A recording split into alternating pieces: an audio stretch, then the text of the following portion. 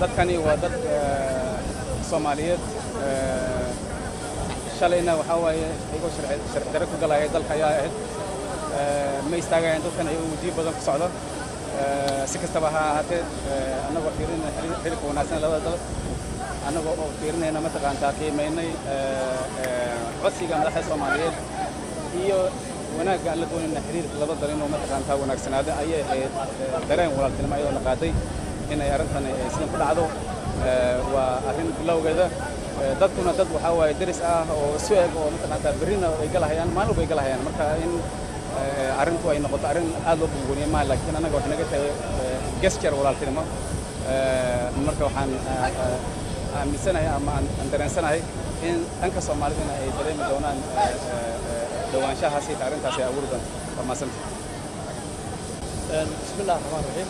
محابيستا مانتا halkan magaalada Muqdisho ku dhigay airport caalamiga ah waa maxaabiis Soomaaliyeed oo ku xirnaa dalka Itoobiya gaar ahaan magaalada Jigjiga tiradoodu waa 114 ayagoo lagu kala xukumay yani maxabsiyo kala duwan qaarkood ay ku xukunaayeen 20 sannadood marka saa daraaddeed ilaahay mahadii waxaa keenay soo dhawaanshaha xiriirka labada dal Soomaaliya iyo Itoobiya iyo ay geliyeen juhdi fara badan madaxda Soomaaliyeed si xiriirka uu u gaaro dab u noqdo taabaqaado lagana wada hadlay in waxa ay dadka maxaabiista oo meesha ku xirnaa la soo sii daayo waxaan aad iyo aad uga mahad celinaynaa marka hore mahad ilaahay baa iska leh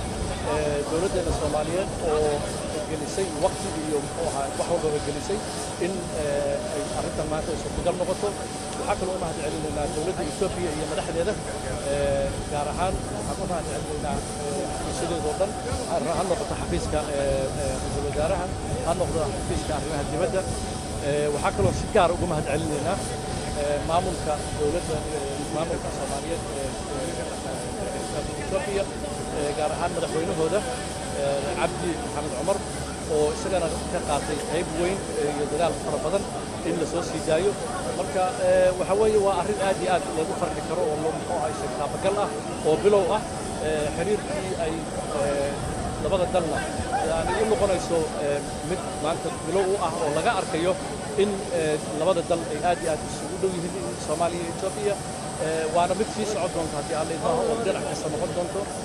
marka waxaan rajaynayaa in ummadda Soomaaliyeedna ay aad iyo aad yani ay u arkaan ay u dareemaan walaalnimada iyo wada shaqaynta u bilaabatay horeyna u jiri jirtay kana dhaxaysa labadeena waddan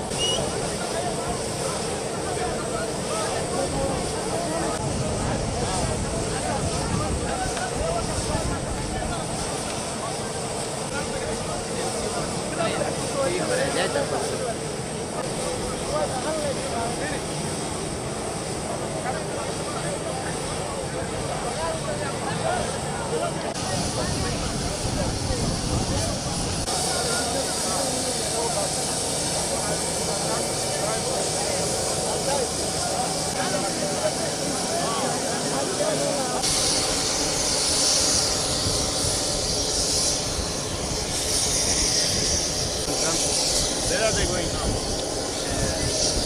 Jail? No. Where they come? Is there anybody?